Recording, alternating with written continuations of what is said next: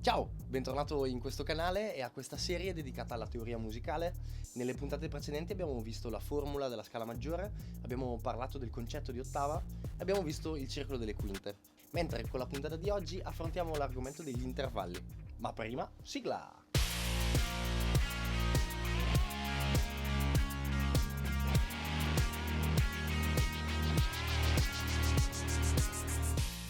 Allora, intervalli.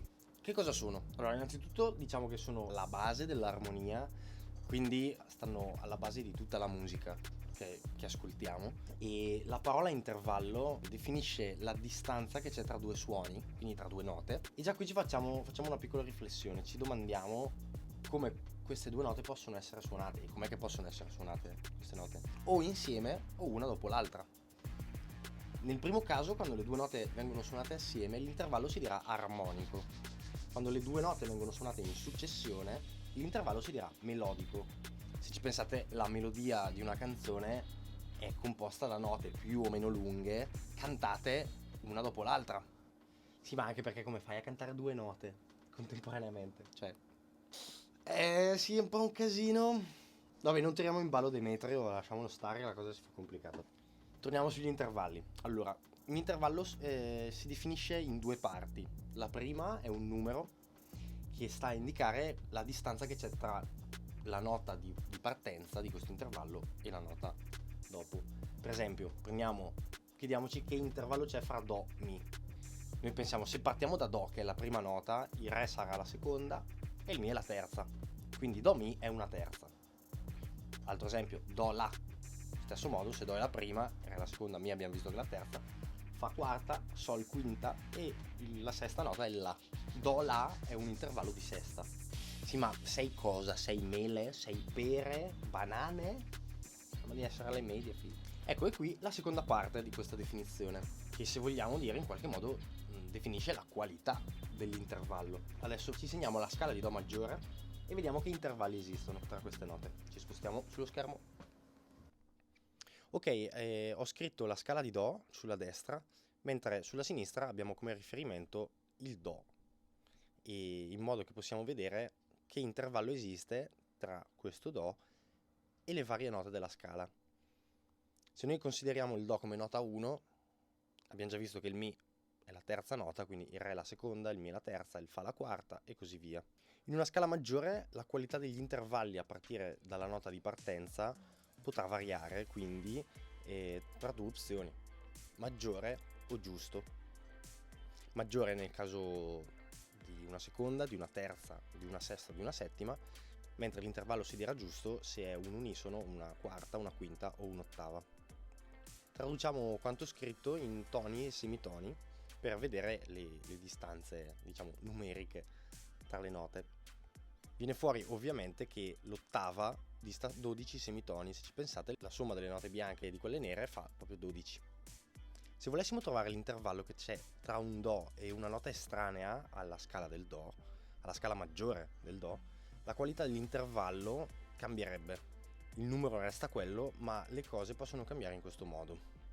Quindi, se a un intervallo maggiore tolgo un semitono, io sto accorciando l'intervallo, diventa un intervallo minore.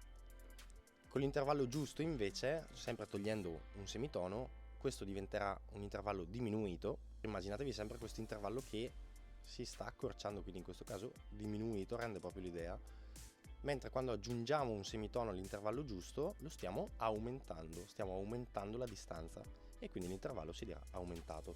Per esempio, in che intervallo è Do Fa diesis? Andiamo a recuperare la scala del Do maggiore. Ecco, come si vede non troviamo il Fa diesis in questa scala, troviamo il Fa, che vediamo è una quarta giusta, e questo lo teniamo a mente. Adesso proviamo a ragionare facendo questo passaggio, togliamo il diesis a quel Fa, quindi noi in questo momento è come se stessimo ragionando con Do e Fa, che sappiamo essere quindi una quarta giusta. Se noi a questa quarta giusta gli aggiungiamo un semitono, si vede anche con le dita che io sto allargando l'intervallo, quindi questa quarta è una quarta aumentata. Proviamo a fare un altro esempio, proviamo a fare Do Sol bemolle. Andiamo a riprendere la scala di Do maggiore. Come si vede non c'è il Sol bemolle nella scala di Do, ma c'è il Sol, che è una quinta giusta. Facciamo lo stesso ragionamento, quindi escludiamo l'alterazione e la aggiungiamo dopo. Se Do Sol è una quinta giusta, io devo togliere un semitono, quindi sto accorciando questo intervallo, quindi sarà una quinta diminuita. Ho fatto questi due esempi di intervalli di proposito perché sulla carta sono due intervalli diversi e che coinvolgono note diverse apparentemente, ma se le suoniamo sulla tastiera, sul pianoforte o qualunque altro strumento ci accorgiamo che il suono emesso è lo stesso, ma si vede anche senza suonarle che il Fa diesis corrisponde al Fa con un passettino in più come a un Sol con un passettino in meno e si chiamerà Sol bemolle, ma il suono è esattamente lo stesso. Ora prendiamo l'intervallo Sol Fa. Se ci ricordiamo dalla seconda puntata, il circolo delle quinte, il Sol aveva un'alterazione e quell'alterazione era il Fa diesis. Se il Fa diesis era la settima maggiore per il Sol, il Fa, che è a un passettino in meno rispetto al Fa diesis, sarà una settima minore, perché come avevamo visto prima, un intervallo maggiore, se ridotto di un semitono, diventa un intervallo minore. Quindi in questo caso il Sol Fa è una settima minore.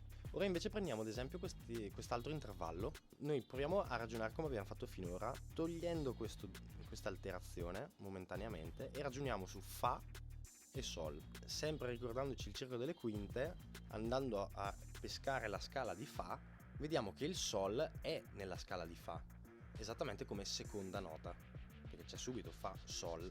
Quindi se Fa Sol è una seconda maggiore, Fa diesis, che è più vicina al Sol, sarà una seconda minore. Momentaneamente prendiamo in considerazione Sol Fa e Fa Sol. L'intervallo Sol Fa abbiamo visto che è una settima minore, mentre abbiamo visto che il Sol è una seconda maggiore. Notate che rivoltando l'intervallo ottengo un cambio di qualità, cioè che prima era minore e poi è maggiore. Adesso facciamo un esempio con queste altre due note.